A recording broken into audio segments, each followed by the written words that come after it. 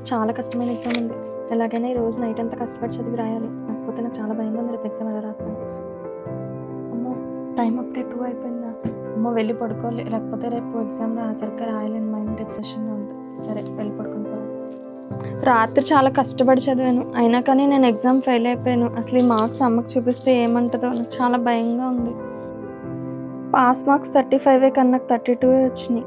రాత్రి అంతా చాలా కష్టపడి చదివాను, అయినా కానీ నాకు 32 మార్క్స్ వచ్చినాయి. ఫెయిల్ అయిపోయాను ఎగ్జామ్లో. ఇప్పుడు అమ్మాయి మార్క్స్ చూస్తే ఏమంటుందో. ఎగ్జామ్ ఎలా రాసావు? అది ఎగ్జామ్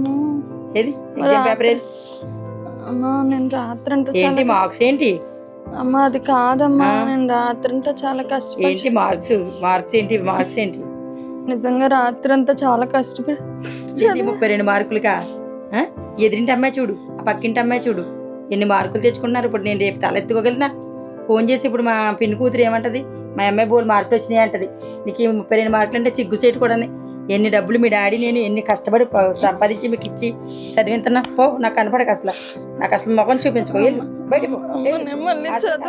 చూపించద్దు అసలు.